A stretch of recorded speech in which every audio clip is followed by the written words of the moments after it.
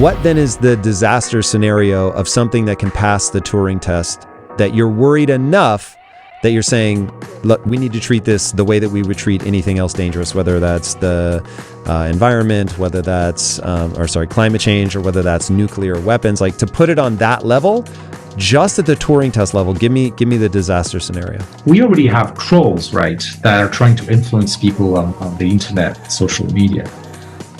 But they're humans, and you can't scale the number of trolls very easily because it would be too expensive and maybe people would not want to do it, even if you paid them.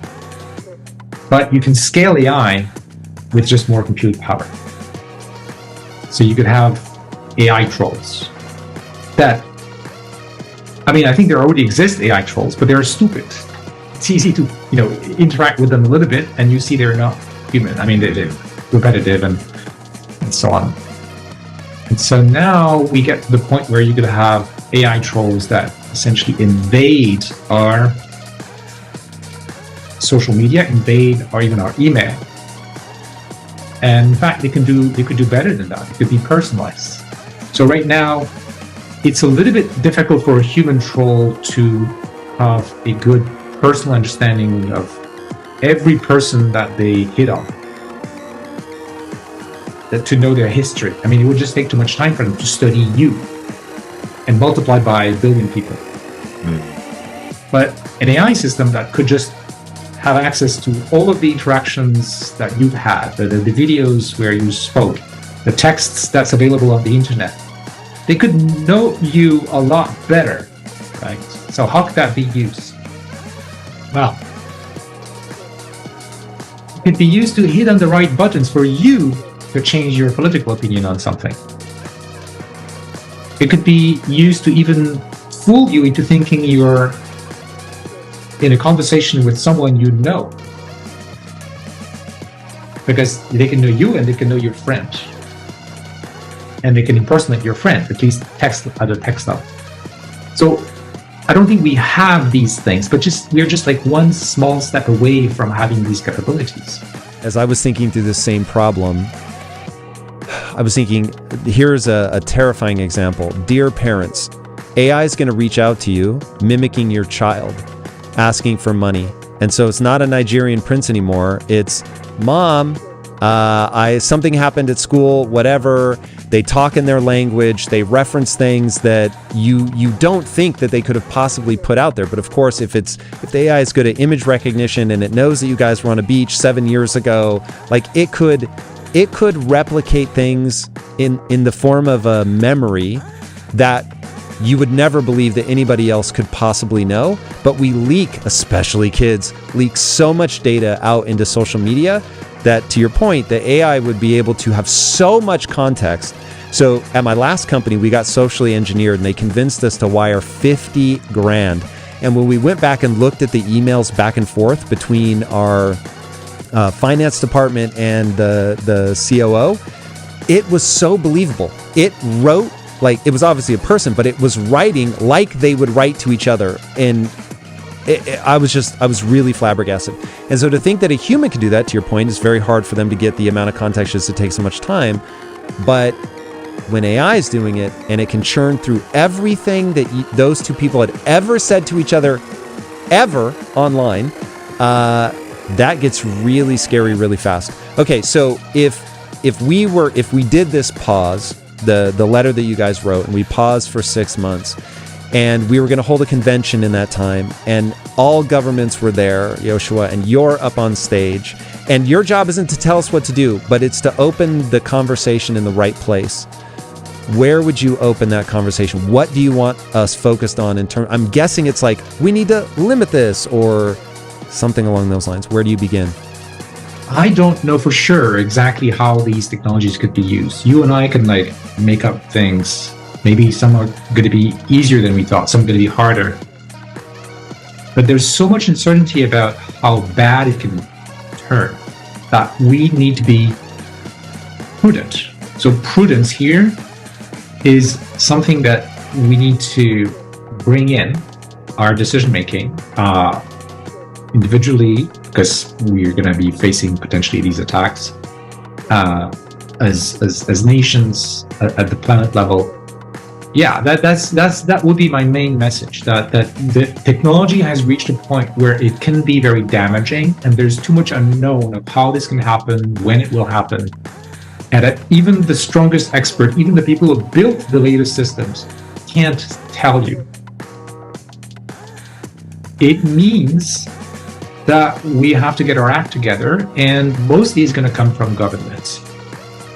So we need those people to get quickly educated, and we need to also have scholars, experts, not just AI experts, but like, social scientists, legal scholars, psychologists, because this is the psychology of how this could be used, how to exploit people's weaknesses,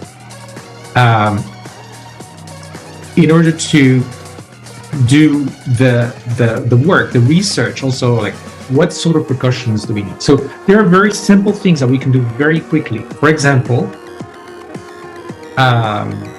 watermarks and content origin display. So watermarks just means that one company, say like OpenAI, puts out their software, they could easily put out another software that anybody could run that can test with 99.99% confidence whether a text came from their system or not. So humans wouldn't see the difference, but for a machine that has the right code, it's very easy. If their system is instrumented properly. In other words, they kind of sneak in some bits of information that are not, you can't notice. Statistically, there's no difference, but the chances of having this particular sequence of words would be very, very unlikely, and would go to zero quickly as the length of the message increases. So watermarks are easy to put in, technically speaking. And they would say, this text comes from this company, this version, whatever. Okay, so a piece of software running on your computer would be able to say, oh, by the way, the text that you gave me to read is coming from this company, blah, blah, blah. And then we need that information to be displayed, because of course, being able to detect that it's coming from an AI system is one thing, but when you have a user interface, it should also be mandatory.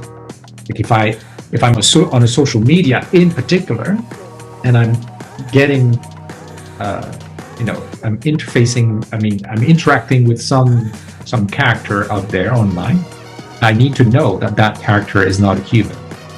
And so that must be displayed. If I get a picture or a video or text in an email, I need my email software to tell me, warning, this is coming from OpenAI GPT 5.6. Okay, so I'm going to push back with the obvious thing, and I think I won't even have to play devil's advocate here. Maybe I'm not more pessimistic than you, but I am in the toothpaste is out of the tube and there's no getting it back in. So as a way to move all this forward, let's you and I actually debate the reality of all this. So I'm at the governmental meeting, you start saying that. My immediate reaction is, Yoshua, China is going to develop this if we don't. If we put the brakes on this, they're not going to. And this is a winner-take-all scenario. We cannot allow ourselves to get behind. What say you? It's a good concern. And that's why we have to get China around the table as well, and Russia, and all the countries that may have the capability to do this. But Russia right now feels hemmed into a corner. Putin is literally intimating that he's going to use nuclear weapons. There's no universe. Like, we've already tried financial sanctions. That's caused them to, start trading in non-dollar denominations. They're grouping up with China, Brazil, South Africa, India. They don't care. Like, they're going to use that to their advantage. In fact, even bluffing would be a way smarter play for him to say, no, we're going to keep doing it. Even if he wasn't, even if they're like backwaters, it would be wise of him to say no. In fact, if you don't immediately back off, we're going to unleash a troll farm, the likes of which you've never seen. We're going to completely destroy democracy in the Western world. Yeah. So first of all, we can protect ourselves without necessarily hampering the research. So I think people misunderstood the letter. It never said stop AI research. It's mostly about these very large systems that can be deployed in the public and then used potentially in nefarious ways that we have to be careful with. It's a tiny, tiny sliver of the whole thing that we're doing. Second, in the short term, we do have to protect the public in our societies with things like trolls and cyber attacks and that can exploit AI. Third, I don't know. I'm not a out of my comfort zone here in terms of diplomacy and you know. You and me both, but it's fun.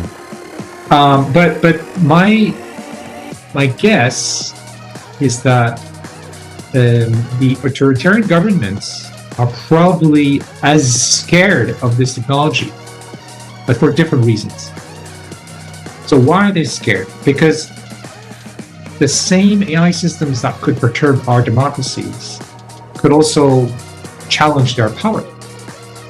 In other words, imagine AI trolls, you know, being able to defeat the protections of the Chinese firewall and interacting with people and, you know, putting democratic ideas in their heads in China. Well, that would not be something that this government probably would like to see. And in fact, I think China has been the fastest moving on regulation, not for the same reasons as we are. So they are afraid of this. So I think they will come to the table. But again, like, it's not my specialty. But at least there's a chance that they might be willing to talk. And remember, the nuclear treaties were worked on and signed right in the middle of the Cold War. So long as each party recognizes that they might have something worse to lose by not entering those discussions, I think there's a chance we can have a global coordination. And we have to work, even if it's hard, we have to work on it. Please make sure to like the video and subscribe to our channel. Leave us a comment down below about what topics you would like to see covered next. Thanks for watching.